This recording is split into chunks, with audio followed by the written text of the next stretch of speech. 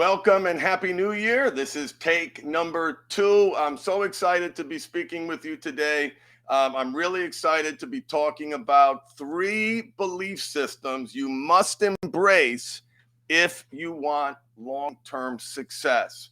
And so 2022 for me, going into 2022, it's a time of reflection. It's a time when people historically look in the mirror and say, hey, what do I want to accomplish?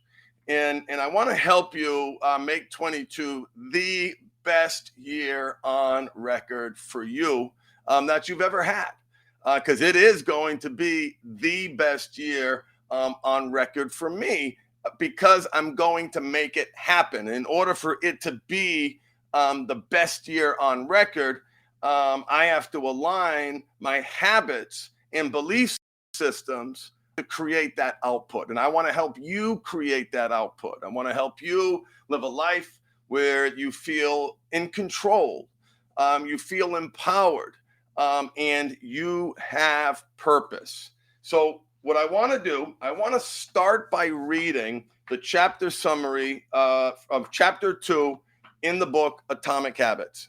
If you do not have this book, you should get it.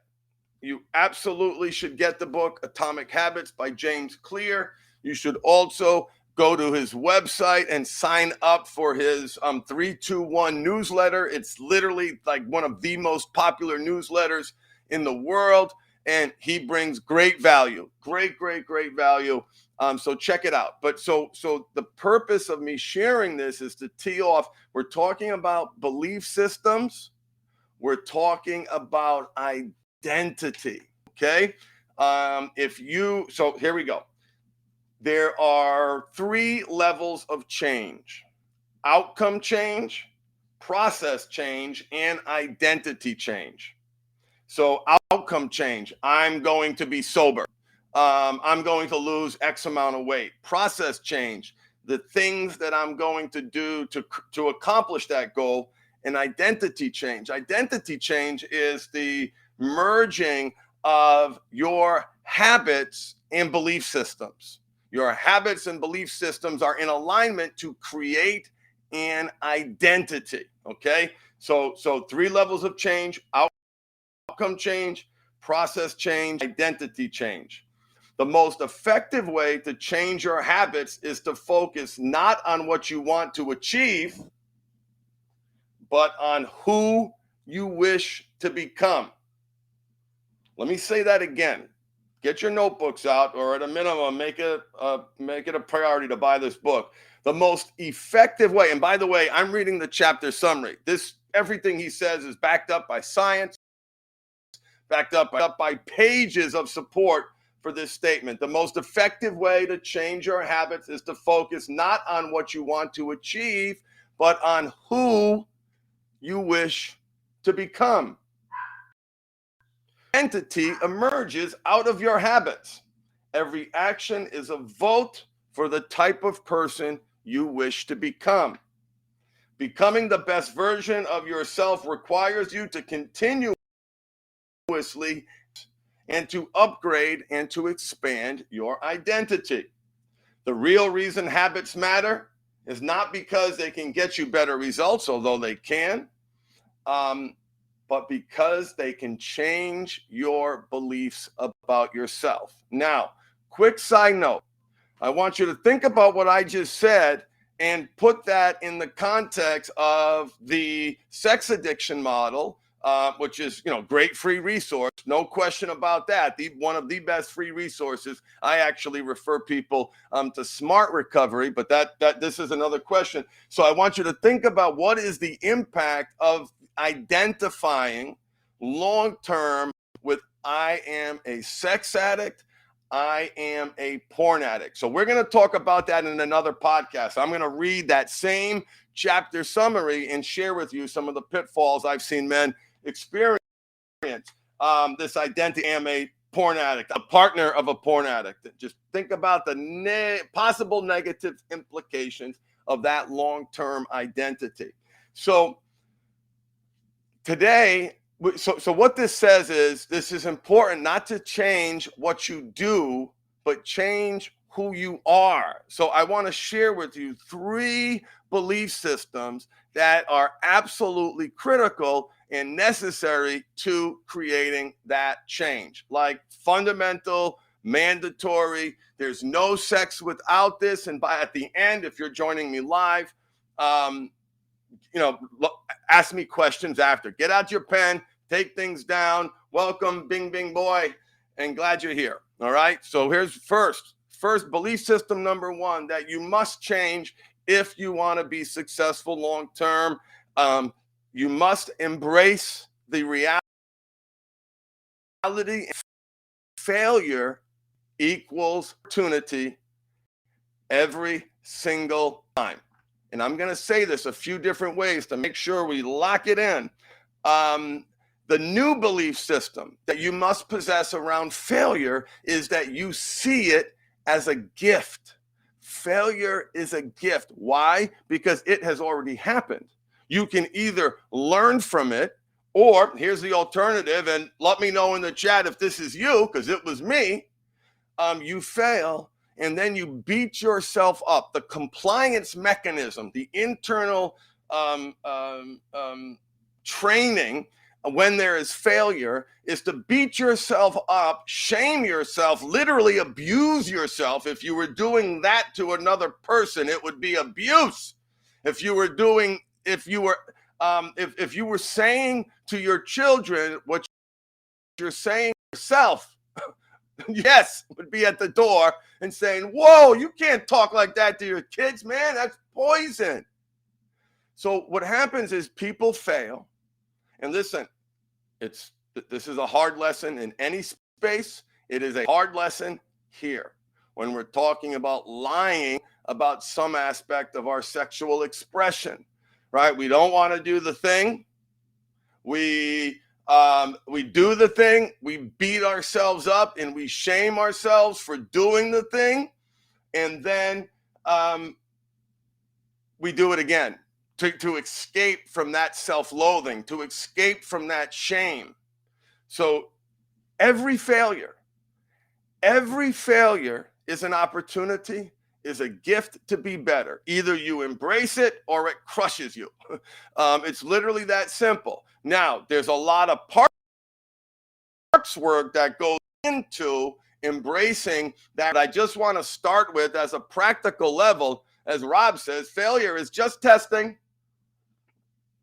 The road to success is paved literally with the bricks of failure. So that's belief system number 1. Failure equals opportunity. Second, now listen, there's a couple on the fringes that are like in 4th place or 5th place that maybe I'll add depending upon your question. But here's the second one. So first, seeing failure as an opportunity. All failure, never not embracing the gift of failure. Okay, you fall down, you get back up. You know it, but you have to learn. You have to internalize that. You need to create habits in alignment with that belief system. What are your failure protocols? That's something you can write after this broadcast. Second, to break a habit, you have to make the right habit that meets the right need. Let me say that again, because they're all important. Nothing on this list is insignificant. Failure equals opportunity, finding the gift in failure, really important. Number 2, I call number 2 the golden rule of behavior modification, and that is to break a habit, you have to make the right habit that meets the right need. Okay, let me, you may have heard to break a habit, you have to make a habit. Now listen, that in and of itself is important, because what it says to you, what it says to me, is that if you want to be successful in not doing something, you have to do something else. And one of the limitations of the disease-based model, it's focus on the symptom. And by focusing and by having all your focus around not doing something, which is great, that certainly makes sense and obvious, but if it is not counterbalanced with how often you are doing something else, you're not going to be successful. It's just how it goes. It's just, to break a habit, you have to make the right. Now, let me finish the other part of the equation. The right habit that meets the right need. What the hell does that mean? What that means is that every single one of your bad habits is meeting a need in your life. I'm going to say that again, because you're going to, what about that bad habit? What about that bad habit? Every single one. Smoking, drinking, gambling, watching porn, getting angry, criticizing yourself, self-sabotage.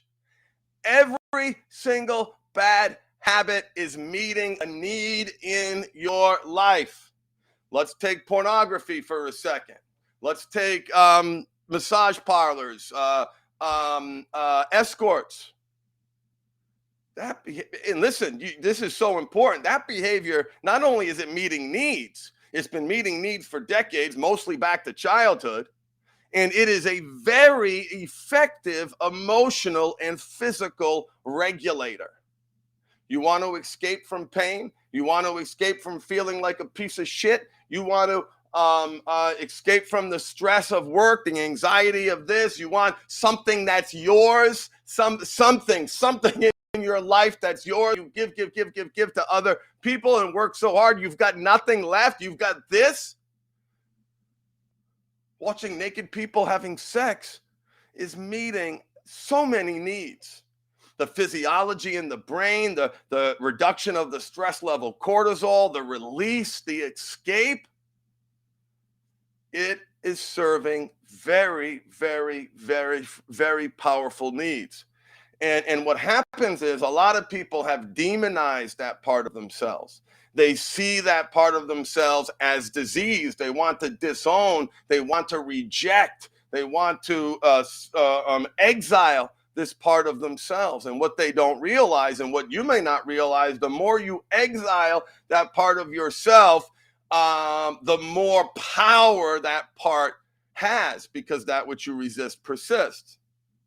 So to break a habit, you need to understand the needs that this behavior is meeting. One of the first main exercises that we do in the Mindful Habit program is called the positive attribute exercise. One of my favorite exercises, period, bar none. And that's where the client takes a sexual and a non-sexual bad habit and identifies all of the quote unquote positive attributes of that behavior. That's an unmet needs exercise. The goal of that exercise is to get you thinking about, as destructive as this behavior may have caused in your life, you have to understand that it is meeting a need. It is doing something for you, and it's critical to understand that, because the golden rule of behavior modification is, to break a habit, you have to make the right habit that meets the right need. Write that down, live that like you do your commandments. To break a habit, you have to make the right habit that meets the right need. So quick recap on the two mandatory belief systems that must change. You must create and build an identity around, number one, failure is a gift, always. Learning to respond to failure is a critical component on the path to success. It changes how you show up professionally. It changes how you show up personally. You are constantly in a state of Kaizen, continuous improvement. You create a culture of success in your life when you embrace that reality. The second one that I just talked about is the golden rule of behavior modification, a critical belief system that you must embrace and live if you want to be successful. And that is, to break a habit, you have to make the right habit that meets the right need. Okay, the third one. I asked a client that I've been working with for years, what was the most impactful thing that I said to him? And I asked this of a few clients, and this is their answer. Now, I will say that you can read the quote, hundreds of quotes on failure. You can read the hundreds of quotes on to break a habit, you have to make a habit. There are layers to this work, and there comes a moment where you have this cathartic awakening, a leveling up, if you will, to use a video game analogy, where you have now grokked, you have now internalized that belief system, because failure equals opportunity, always. That's a tough one. To break a habit, you have to make the right habit that meets the right need. That's a tough one to embrace, especially for people who have spent years, and in some cases decades, obsessively focused to this. So I want you to write these things down and recognize that while they may, sound to you like platitudes, you heard them before, I promise when you are ready, and you continue to work on yourself and you embrace these belief systems into the fabric of your reality, they become not just words you live on a page, but an identity.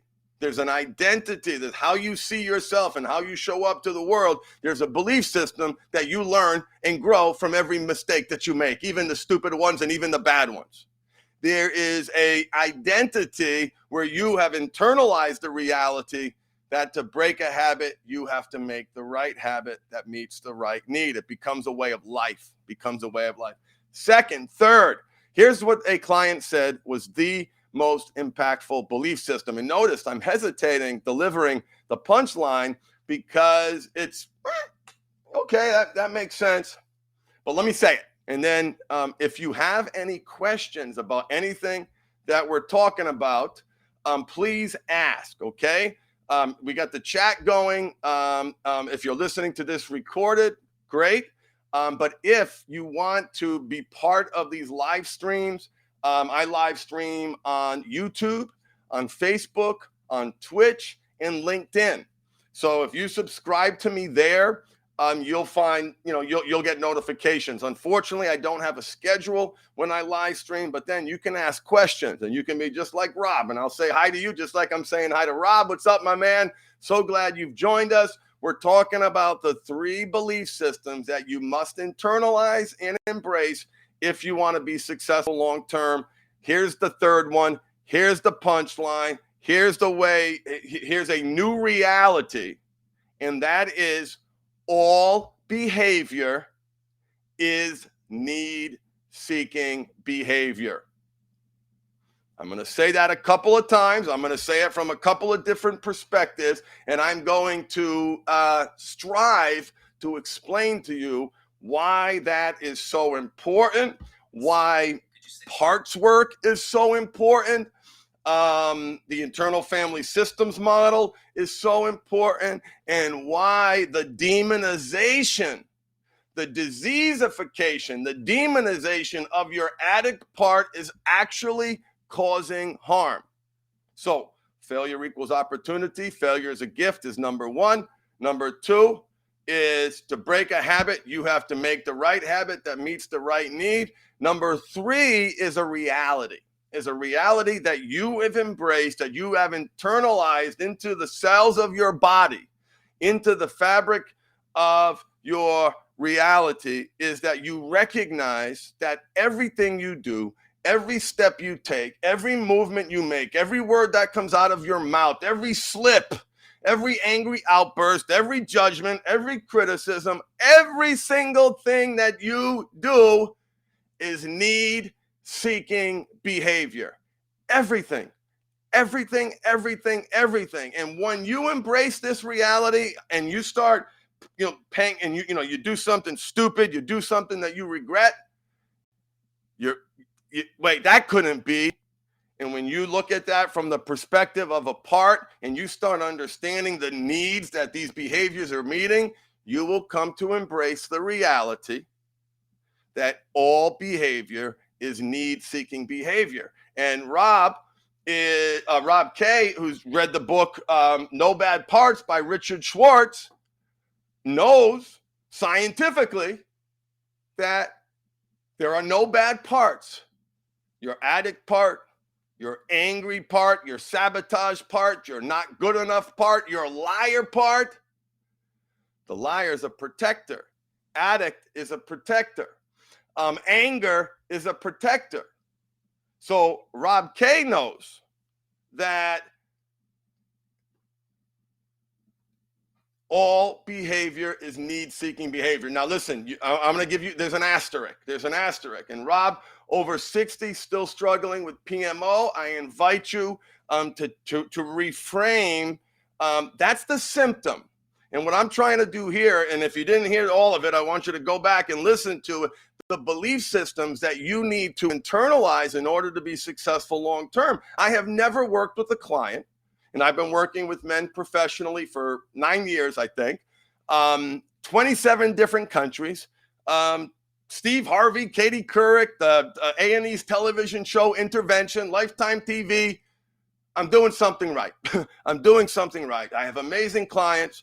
And out of those 1,000 men in my group coaching program or one-on-one, not one of them, the number of those men who had a sex problem primarily or a porn problem primarily was zero. Zero. Zero. You got to get to what you're escaping from, what you're lying about, what need isn't being met that you're getting it met subconsciously and reactively. So all behavior is need-seeking behavior. Let me first give you the exception to that rule. When the doctor hits your knee, with the hammer, that's a reflex, right? That's a reflex, automatic, instantaneous. That's not meeting a need. So reflexive behavior, and there are aspects of reflexive behavior that are actually meeting needs, but minus that very limited category, even jumping when you're scared, as reflexive as that is, it's meeting a need. So when you embrace that reality, that, as Rob K talks about in the chat, that there are no bad parts, that you have no bad parts, that all these parts that you've labeled bad are actually broken parts of you that are meeting needs the way they were trained.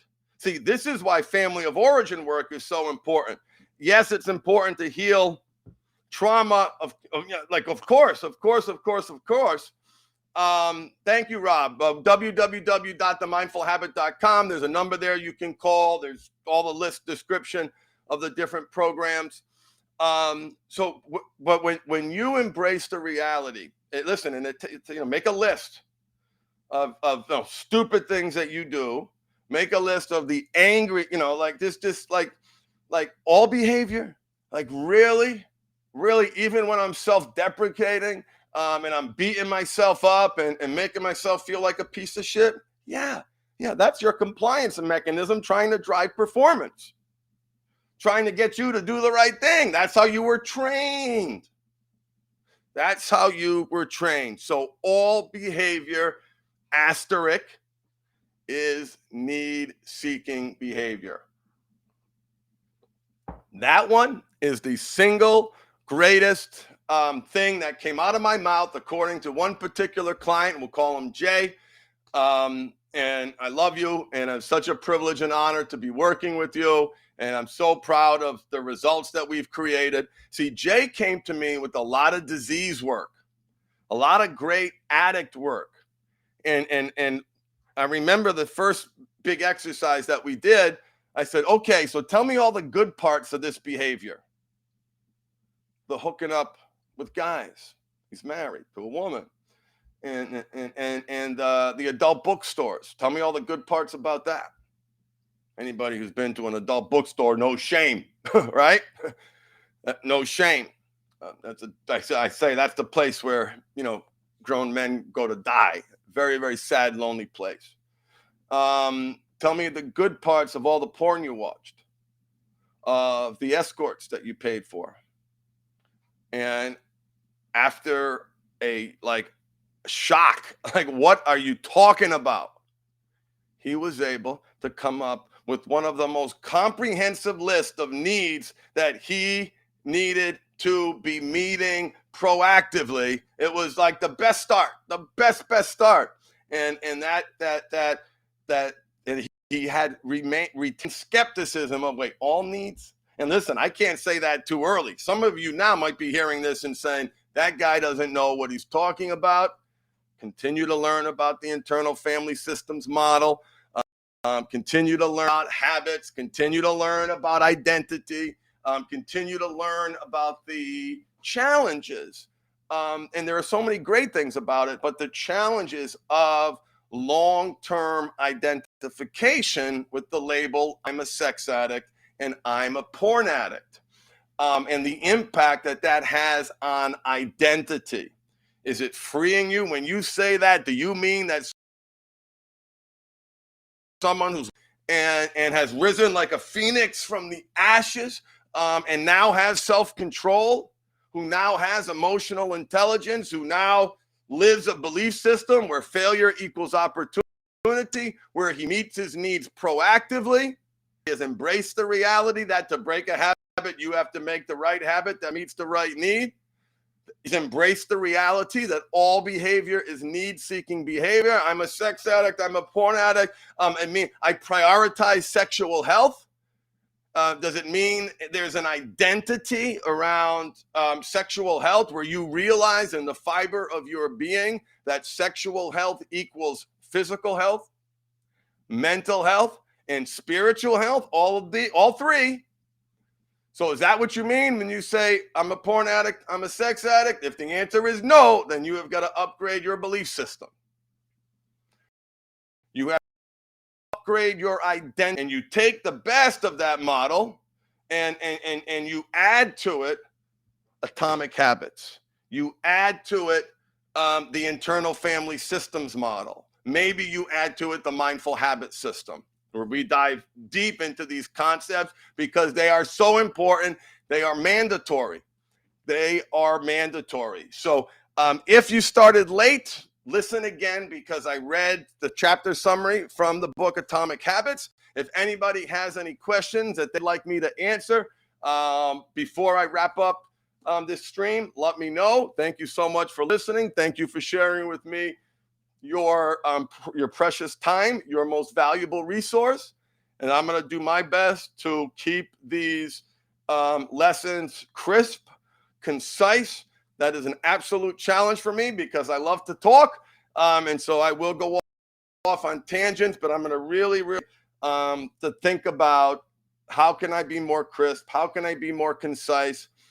TikTok has taught me how important it is to be crisp and concise in the delivery of your message. You know, how much value there is. It's kind of like the opposite of that is searching for a recipe. You go online to search for the recipe, and because of SEO, you've got 6 paragraphs of how this recipe helped someone and you know, came from grandma and how it. I just want the recipe. I just want the recipe. Now, I just want the belief systems. I just want the habits. I just want the identity. These concepts are complicated. I'm going to do my best to explain them in a way that brings value to you. So I want your feedback, and I'm going to get ready to wrap up in the next 60 seconds, unless I get a question in the chat. And today we talked about the 3 belief systems that you must embrace, that you must become, that you must internalize in order to be successful long term. Belief system number 1, failure equals opportunity, and failure is always a gift. Embrace that reality. Your life will change. Second belief system that you must internalize and embrace is to break a habit, you have to make the right habit that meets the right need. Why is that important? Why is that like the golden rule of behavior modification? Because number 3, all behavior is need-seeking behavior. All behavior is need-seeking behavior. Every bad habit, every addiction that you have is a part trying to get a need met in the way that that part was trained. It is why the IFS model is so important. It's why I'm getting trained formally. I paid $3,500 for their training. Starts in April. I've been doing parts work 11 years personally, 9 years professionally. By far one of the most impactful parts of the mindful habit system. And what it gives you is, what do you do about that trauma, about that past, about that training? What do you do? How do you meet the needs? You do it in the context of your part. So check it out. If you missed the beginning, go back and check it out. And of course, I will conclude. And Rob, God damn it, man, I am so glad you're here, because I was saying to myself, what else is missing? Something is missing. And I wrote down, to be successful, you must prioritize self-care, rooted in self-love. And I said, nope. That comes with these other things, right? What was missing, and what I was missing, is this: the cure for your addiction. And thank you, Rob. The cure for your addiction, for your bad habits, for your anything, is the aggressive pursuit of a great life. It means that if you don't want to get needs met this way, you got to be on your game. You got to be successful. You've got to have purpose. You've got to exercise self-control. You've got to have emotional intelligence. You've got to be able to manage stress and anxiety effectively. You've got to have community. You've got to prioritize sexual health. What that means is the aggressive pursuit of a great life. Bob, thank you everybody for joining me. Happy New Year. I look forward to helping you make 2022 the best year yet, because that's what I'm building for me, and I want that for you too. Happy New Year.